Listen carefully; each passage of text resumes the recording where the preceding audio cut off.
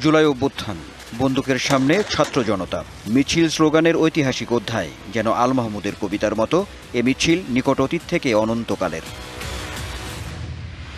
যে আন্দোলনে ব্যাপক অংশগ্রহণ ছিল বিএনপিরও, দলটির তথ্য অনুযায়ী বিএনপির নেতাকর্মী সমর্থক শহীদ হন 423 জন, আর ছাত্রদল যুবদল সহ অঙ্গ সংগঠন মিলিয়ে সেই সংখ্যা 734। জুলাইয়ে শহীদ বিএনপির সমর্থক ইঞ্জিনিয়ার শাহরিয়ারের 1.5 বছরের এই বাচ্চার সময় কাটে বাবার ছবি দেখে।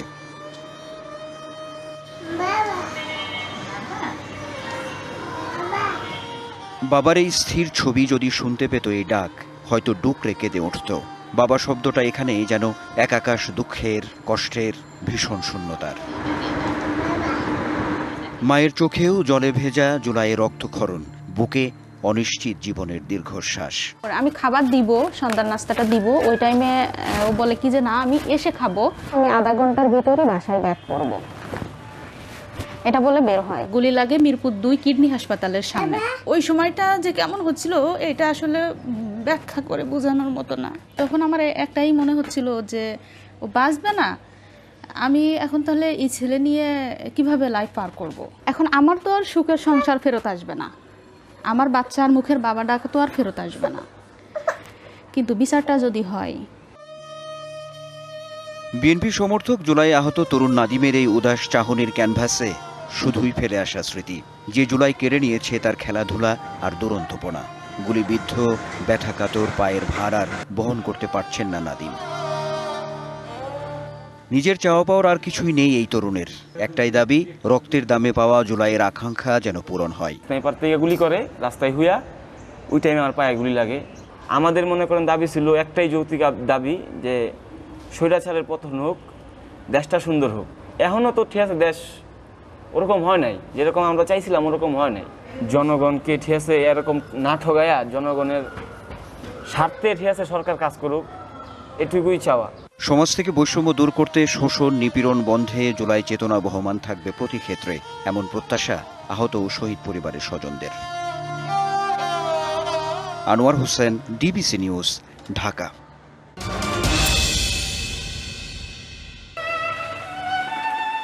জুলাই বিপ্লবে পুলিশের গুলিতে নিহত সাব্বির হোসেনের মায়ের চোখ ছলছল করে ওঠে ছেলের কথা মনে পড়লেই। ছেলে না থাকলেও তার ঘর গুছিয়ে রাখেন এখনো।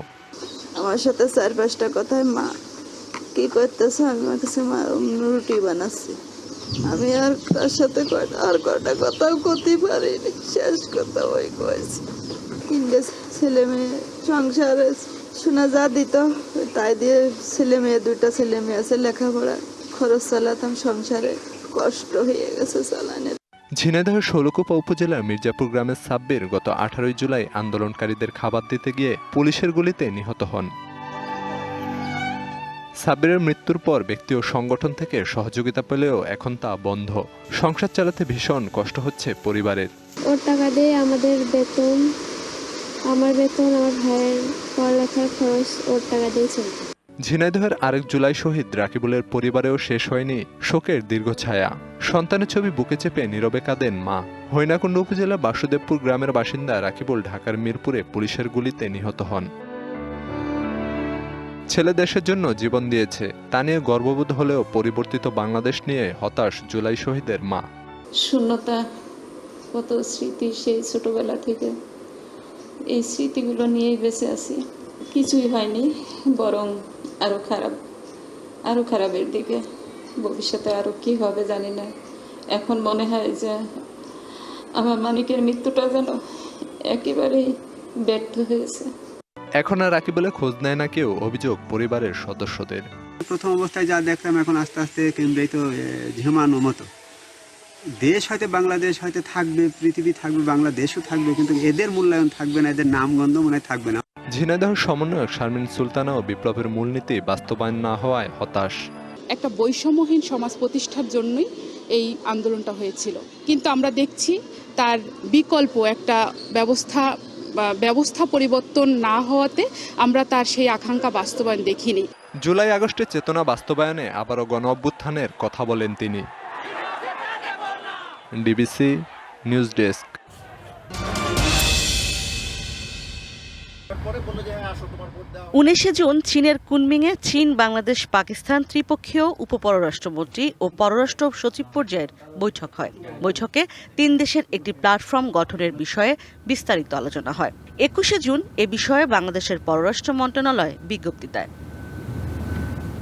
পররাষ্ট্র উপদেষ্টা এই ফোরাম নিয়ে আলোচনাকে খুবই প্রাথমিক পর্যায়ের বললেও পাকিস্তানের পত্রপত্রিকা লাগাতার একে সার্কের বিকল্প উল্লেখ করে সংবাদ প্রকাশ করে চলেছে।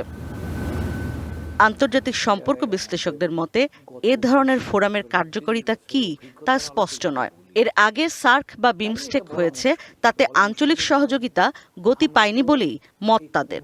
কুনমিং থেকে 1999 সালে কুনমিং ইনিশিয়েটিভ ছিল, পরবর্তী যেটা BCIM হয়েছে। 13 সালে এসে সেই প্রচেষ্টা ব্যর্থ হয়ে যায়। এখানে 4 দেশে অভ্যন্তরীণভাবে BBIN করলাম, সেটাও কার্যকর হয়নি। সার্ক ছিল, সেটাও কার্যকর হয়নি। বিমস্টেক আছে, সেটাও খুব যে বেশি গতি পেয়েছে সেটাও বলা যায় না। তাহলে এই ধরনের চর্চা আমাদের এখানে যে খুব বেশি জায়গা করতে পারে বা খুব বেশি কার্যকর হয় সেটা কিন্তু আমরা দেখছি না। আর এছাড়াও এখানে কমনালিটির জায়গাটা কোথায়? যেমন ধরেন চীনের সাথে বাইলেটারাল সম্পর্ক আছে পাকিস্তানের, ভালো সম্পর্ক। বাংলাদেশের সাথেও চীনের ভালো সম্পর্ক আছে। এখন নূতন এই সম্পর্কের মধ্যে নূতন মূল্য সংযোজন কি হবে, এটা তো আমি ঠিক বুঝতে পারছি না এখন। বড় যে জিনিসটা দেখা দরকার সেটা হলো উদ্দেশ্যটা কি। মানে আমি কি অর্থনৈতিক সহযোগিতার উদ্দেশ্য করছি, না আমি কি একটা তহবিল করছি কিনা, না আমি কি হিউম্যানিটেরিয়ান ডিজাস্টারের কারণে করছি, না আমি কি টেকনোলজি ট্রান্সফারের কারণে করছি, উদ্দেশ্যটা দেখা দরকার। অবশ্য পররাষ্ট্র উপদেষ্টা সম্প্রতি গণমাধ্যমের সঙ্গে কথা বলার সময় জানিয়েছেন, এটা কোনো জোট নয়, এমনকি এই ফোরামকে সার্কের বিকল্প ভাবারও কোনো কারণ নেই। কারণ এটা কখনোই সার্কের বিকল্প হিসেবে আমার তার কাছে মনে হয়নি কখনোই। আর এটা হচ্ছে একেবারেই একটা প্রাথমিক কতগুলো বিষয় নিয়ে কোঅপারেশনের ক্ষেত্রে কথাবার্তা হয়েছে, কিন্তু জোট কোনো অবস্থাতেই না। সার্ক নিজেও কিন্তু কোনো জোট না। তৃতীয় কোনো দেশকে লক্ষ্যবস্তু বানানো এই ফোরামের উদ্দেশ্য নয় বলেও দাবি করেন পররাষ্ট্র উপদেষ্টা। ইশরাত জাহান উর্মি, DBC নিউজ, ঢাকা।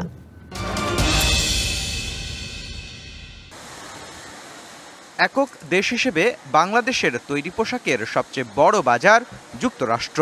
তাই দেশটিতে বাংলাদেশি পোশাকের ওপর আরও বাড়তি 35% শুল্ক আরোপ হলে তা রপ্তানিকে চ্যালেঞ্জের মুখে ফেলবে, তাতে সন্দেহ নেই। তবে ব্যবসায়ীরা মনে করেন, যদি ভারত, চীন সহ প্রতিযোগী দেশগুলোর শুল্ক এক হারে হয়, তাতে পরিস্থিতি সামাল দেয়া সহজ হবে। যদি চায়না এবং ভারতের ডিউটি যদি আমাদের কাছাকাছি হয়, তাহলে আমাদের জন্য খুব বেশি পরিমাণ চ্যালেঞ্জের জায়গা নাই। কিন্তু তাদের ডিউটি যদি আমাদের থেকে অনেকাংশে কমে আসে, তাহলে সেটা তখন ভিন্নভাবে দেখতে হবে। কিন্তু আমাদের প্রোডাক্ট ডাইভার্সিফিকেশনের জন্য এটি একটি সমস্যা সৃষ্টি করবে। বিশ্লেষকরা মনে করেন, ট্রাম্প প্রশাসনের বাড়তি শুল্কের কারণে দেশটিতে বাড়বে পণ্যের দাম, আর এতে শঙ্কা আছে বাজার সংকুচিত হওয়ার। এমনিতেই চায়না এবং ভিয়েতনামের ট্রেড এবং বিজনেস কস্ট লো, প্রোডাক্টিভিটি হাই বাংলাদেশের তুলনায়। সুতরাং তারা যে পরিমাণ কস্ট ইনক্রিজ অ্যাবজর্ব করতে পারবে, বাংলাদেশের গার্মেন্টস সেক্টর সেই লেভেলে অ্যাবজর্ব করতে পারবে না। আমার মনে হয় এটাতে চিন্তিত হওয়ার বেশ কারণ আছে। তবে এখনই সব শেষ হয়ে যায়নি। যুক্তরাষ্ট্রের বাজারে কম শুল্ক দিয়ে ঢুকতে চায়, কিন্তু এটার জন্য যে কোনো রকম শর্ত গ্রহণ করাটাও কি আমাদের জন্য ভালো হবে কিনা, সেটা কিন্তু আমাদেরকে মাথায় রাখতে হবে। এটার সঙ্গে অন্য কোনো সামরিক চুক্তির প্রতিবিধান আছে কিনা, অন্য কোনো রাষ্ট্রের সঙ্গে সম্পর্কের ক্ষেত্রে কোনো প্রভাব পড়বে কিনা, এগুলো যদি আমরা না জানি, তাহলে কিন্তু এই দর কষাকষি থেকে আমাদের সুবিধা পাওয়ার কিন্তু কোনো ভালো আশা করা যাবে না। উদ্যোক্তারা বলছেন, এমনিতেই প্রধান রপ্তানি পণ্য তৈরি পোশাকে 15 থেকে 17% শুল্ক দিতে হয় যুক্তরাষ্ট্রের বাজারে। এর সঙ্গে বাড়তি 35% শুল্ক যোগ হলে শুল্ক দাঁড়াবে 50%-এর বেশি। এতে অনেক রপ্তানিকারক ঝরে পড়ার ঝুঁকি তৈরি হবে। বিশেষ করে যারা বেশি ইউএস ডিপেন্ডেন্ট, তাদের উপরে চাপটা অনেক বেশি পড়বে। বাংলাদেশের কাছ থেকে একজন আমেরিকান ব্যবসাটা নিয়ে যাবে, যদি আমাদের ডিউটি বেশি থাকে, আমরা হয়তো তাদের আরেকজনের কাছ থেকে একটা ব্যবসা নিয়ে আসার চেষ্টা করবো। তো সামগ্রিকভাবে এখানে একটা রিঅ্যালাইনমেন্ট অফ সাপ্লাই সাইড তৈরি হবে। ব্যবসায়ীরা বলছেন, ট্রাম্পের শুল্ক হুঁশিয়ারি যতটা না বাণিজ্যিক, তার চেয়ে বেশি রাজনৈতিক ফায়দার। আর তাই দর কষাকষিতে আমলাদের পাশাপাশি ব্যবসায়ী ও বাণিজ্য বিশ্লেষকদেরও রাখার পরামর্শ তাদের। রেসিপ্রোকাল ট্যারিফ, এটা আসলে কোনো অঙ্ক মেনে হয়নি। মুস্তফা মাহবুব, DBC নিউজ, ঢাকা। সরবরাহের কমতি নেই, তবুও বাজারে ঊর্ধ্বমুখী চালের দর। ভরা মৌসুমে ধানের দাম বাড়ার অজুহাত দিয়ে চালের দাম বেড়েছে কেজিতে 5 থেকে 8 টাকা। খুচরা বাজারে কেজি প্রতি মোটা চাল 52 থেকে বেড়ে 60 টাকা আর চিকন চাল 72 থেকে বেড়ে বিক্রি হচ্ছে 80 টাকায়। বাজারে প্রশাসনের নজরদারি বাড়লেও মিলছে না কোনো সুফল। খুচরা ব্যবসায়ীদের অভিযোগ, মিল মালিক আর কর্পোরেট ব্যবসায়ীদের সিন্ডিকেটের কারণে বাড়ছে চালের দর। আমাদের ধারণা যে প্রতিটা গোডাউনে লক্ষ লক্ষ টন ধান তারা কিনে রাখছে, কিন্তু সেই ধানগুলো তারা মজুদ রাখার কারণেই বাইরের ধানের দাম আমদানি কমে গেছে। হাজার হাজার মন ধান কিনে স্টক করে দিচ্ছে, এরা ক্যাশিং করে না, বাজারে চালও বিক্রি করে না। এরা ধান কিনে যখন ধানের দাম 300-400 টাকা বাড়তি হয় তখন ধানটা বেচে দেয়। সার্বজনীন রেশনিং ব্যবস্থা চালু করতে পারে, তাহলে সরকার এই বাজারের উপরে নিয়ন্ত্রণ নিতে পারবে। তবে মিলারদের দাবি, জেলার সিংহভাগ ধান উচ্চ মূল্যে কিনছেন কর্পোরেট ও জেলার বাইরে থেকে আসা ব্যবসায়ীরা। ফলে ধান কেনা থেকে বিরত থেকেও বাজার নিয়ন্ত্রণ করতে পারছেন না তারা। মহাদেবপুর ধান কিনে বিভিন্ন জায়গাতে আমরা দিই, এই তোমার এই কুষ্টিয়া দিই, চাপাই দিই এবং নওগাঁ দিই, এসিয়ার দিই। জেলার বাইরে আমরা বেশিরভাগ ধান দিই। এই ধানগুলো যেগুলো আমদানি হচ্ছে আমাদের জেলার বাইরে বিভিন্ন প্রতিষ্ঠান বা মিল তারা এখান থেকে এগুলো ধান কিনে নিয়ে যাচ্ছে বাজার বরাবর যে দাম আছে সেই দামে। বাজার নিয়ন্ত্রণে মিল মালিকদের পাশাপাশি মজুতদারদের বিরুদ্ধে ব্যবস্থা নেওয়া সহ বিভিন্ন পদক্ষেপ নিয়েছে জেলা খাদ্য বিভাগ। শিগগিরই বাজার নিয়ন্ত্রণে আসবে বলে আশা তাদের।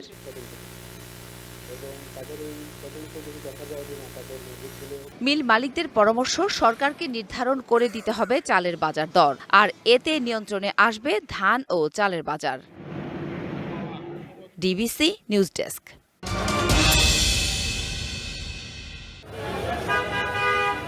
বরিশাল শেরেবাংলা মেডিকেল কলেজ হাসপাতালে রোগী ও স্বজনদের দালাল এবং বেসরকারি ডায়াগনস্টিক সেন্টার থেকে দূরে থাকার সতর্কতামূলক নির্দেশনা দিয়ে মাইকিং চলে প্রায় প্রতিনিয়ত। দালাল মোটা অঙ্কের কমিশন খাবার জন্য। তবে এই মাইকিংয়ের সতর্কবার্তাকে বৃদ্ধাঙ্গুলি দেখাচ্ছেন খোদ ডাক্তাররাই। এই হাসপাতালের একজন ডাক্তার মোহাম্মদ শাহরিয়ার হক, মেডিসিন বিশেষজ্ঞ এই চিকিৎসক তার প্রাইভেট ডায়াগনস্টিক সেন্টারের চিরকুট হাতে ধরিয়ে দেন।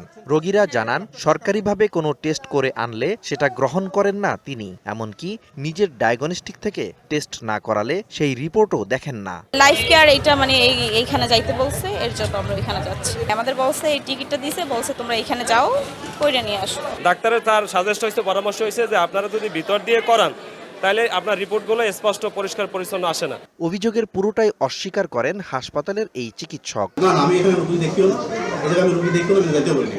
রোগীর লাগবে আজকে করানো যাবে, ঠিক আছে? তাছাড়া বলে বাড়িতে করান, পরে আমাকে দেখেন, ঠিক আছে? কিন্তু আমি এদের যাইতে বলিনি, এটা কেস আমি জানিও না। এখানেই শেষ নয়, দেখা গেল দায়িত্ব পালনকালে ডাক্তাররা রোগীদের ব্যক্তিগতভাবে পাঠাচ্ছেন নির্দিষ্ট ডায়াগনস্টিক সেন্টারে। না না, আমার সাথে কারোর সাথে কোনো চুক্তি নাই, ঠিক আছে? হ্যাঁ, রোগী আমারে বারবার জিজ্ঞেস করছে, সেই সোর্সে আমি বলেছি। হ্যাঁ, ব্যাপার বুঝছেন, সে যদি আমার কাছে অন্য জায়গা থেকে করে, কোথাও থেকে, সেখানে আমার কোনো হেডেক নাই। অভিযুক্ত ডায়াগনস্টিক সেন্টারের ম্যানেজার অবশ্য পুরো বিষয়টি অস্বীকার করেন। ডাক্তার পাঠায় বা কিভাবে পাঠায় বা কি কারণে পাঠায় এটা তো আমরা বলতে পারবো না। না, এরকম কোনো টাকা পয়সার আমাদের কোনো চুক্তি নেই। তবে জানা যায়, মানহীন ডায়াগনস্টিক সেন্টারে রোগী পাঠানোর বিনিময়ে দিনে 20 থেকে 30 হাজার টাকা পর্যন্ত পান চিকিৎসকরা। এরা সকালবেলা আসে, প্রতিটা ডাক্তার 20-30 হাজার টাকা পকেট নিয়ে চলে যায়। এটা ওগুলো কে দেয়? এমন অনিয়মে আর্থিকভাবে ক্ষতির মুখে পড়ছেন রোগীরা। বাড়ায় করে না কেন? বাড়ায় গেলে আমার 2200-2300 টাকা লাগবে সর্বনিম্ন। যদি এখানে টেস্ট না থাকে সেই ক্ষেত্রে আমরা দেখাইলাম, কিন্তু এখানে টেস্ট আছে, আমরা এর আগে তো টেস্ট করাইছি, কেন উনি বাহিরে দিল? তবে কেউ লিখিত অভিযোগ দিলে তদন্ত করে যথাযথ ব্যবস্থা নেওয়ার আশ্বাস কর্তৃপক্ষের। চিকিৎসক কোনো ল্যাবের নাম উল্লেখ করে দেওয়ার কথা না।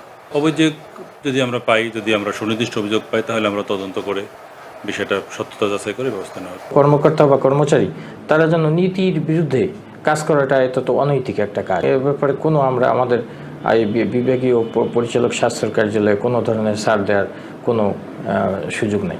ভুক্তভোগী ও তাদের স্বজনরা চাইছেন যথাযথ তদন্তের মাধ্যমে দোষীদের শাস্তির আওতায় এনে এই অনিয়মের স্থায়ী সমাধান। DBC news desk.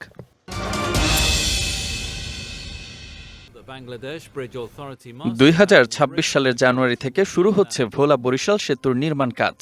তেঁতুলিয়া ও কালাবদর নদীর ওপর সেতুটির দৈর্ঘ্য হবে প্রায় ১১ কিলোমিটার। সেতুর দুই পাশে হবে ৪ লেনের সংযোগ সড়ক, টোল প্লাজা ও আধুনিক অবকাঠামো। ব্যয় ধরা হয়েছে ১৭,৪৬৬ কোটি টাকা। জমি অধিগ্রহণ হবে ৫০৭ একরের বেশি। পদ্মা সেতুর সুফল দক্ষিণাঞ্চলে প্রবাহিত, তবুও মূল ভূখণ্ড থেকে বিচ্ছিন্ন ভোলা ছিল অপেক্ষায়। এবার গ্যাস সমৃদ্ধ এবং পর্যটন সম্ভাবনায় ভরপুর এই জেলায় অবশেষে আসছে উন্নয়নের জোয়ার। সরকারের উচ্চ পর্যায়ের প্রতিনিধি দল ভোলা ঘুরে এসে দিয়েছেন আশ্বাস। প্রকল্পটি অগ্রাধিকার দিচ্ছে সেতু বিভাগ। অর্থায়নে ভাবা হচ্ছে জাপান, কোরিয়া ও সরকারের নিজস্ব ভান্ডারকে। প্রাথমিক সম্ভাব্যতা যাচাই, সুতরাং এই মুহূর্তে স্পেসিফিক অল্প একটু বেড়েছে, যেটা বলে কার্ভ হওয়ার কারণে প্রায় 1 কিলোমিটার মতো আমাদের বেড়েছে। এটা ধরে আমরা এখন আগাচ্ছি। মোদ্দাকথা ব্রিজটা হবে, এটা আমাদের সেতু বিভাগের ফার্স্ট প্রায়োরিটি। ট্যুরিজমটা, ইন্ডাস্ট্রিটা গ্রো করবে যেই মাত্র একটা ব্রিজ হয়ে যাবে, তারপর হয়তো ইন্ডাস্ট্রি গ্রো করবে, কারণ যাতায়াতটা ইজি হয়ে যাবে। কাজে এটা বাণিজ্যিকভাবেও খুব ইম্পর্টেন্ট একটা ব্রিজ। আমরা আশা করবো যে এটা যত তাড়াতাড়ি সম্ভব শুরু করে দেওয়া। সকলের সাথে মত বিনিময় সভা করেছেন এবং একটি সমীক্ষা তারা যাচাই করেছেন। ব্রিজটি ঠিক লাহারহাট থেকে শুরু হয়ে শ্রীপুর হয়ে আমাদের ভেদুরিয়ায় এসে ল্যান্ড করবে। প্রায় 10.87 কিলোমিটারের একটি সেতু হতে যাচ্ছে। সেতুর দ্রুত কাজ শুরু এবং তার সঙ্গে গৃহস্থলী ও শিল্পে গ্যাস ব্যবহারের সুযোগ দাবি ভোলাবাসীর। দুর্যোগের সময় আমরা কোনো মানুষ পারাবার হতে পারি না, একটা ইমার্জেন্সি রোগী নিতে পারি না।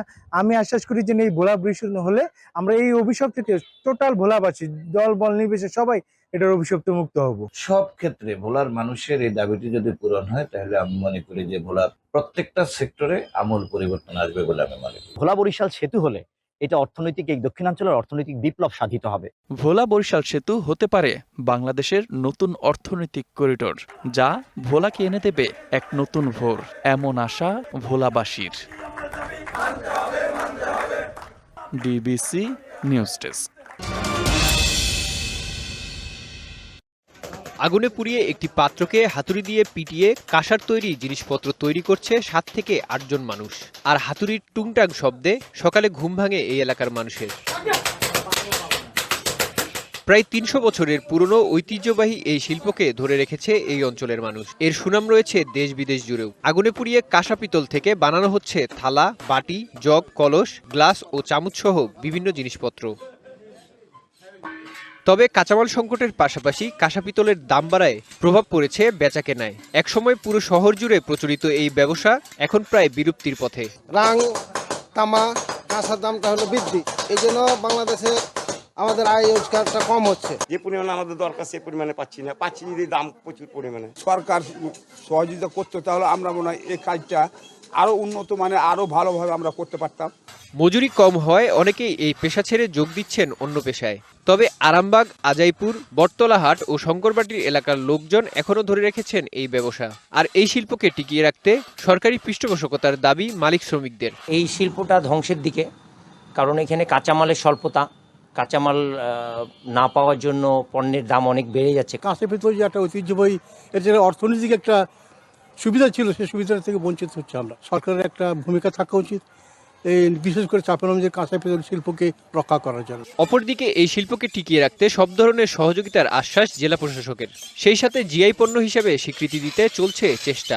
আমাদের আরও কয়েকটি জিআই পণ্য স্বীকৃতির জন্য কাজ চলমান আছে। ইতিমধ্যে আমি আসার পরে একটি মিটিংও করেছিলাম। আমরা এই কাঁসা শিল্প একটা ঐতিহ্যবাহী শিল্প, আমরা কাঁসা শিল্প নিয়েও জিআই পণ্য হিসেবে স্বীকৃতির জন্য কাজ করতে পারি। চাঁপাইনবাবগঞ্জ জেলার এই শিল্পকে টিকিয়ে রাখতে সবাইকে এগিয়ে আসার আহ্বান সংশ্লিষ্টদের। DBC news desk.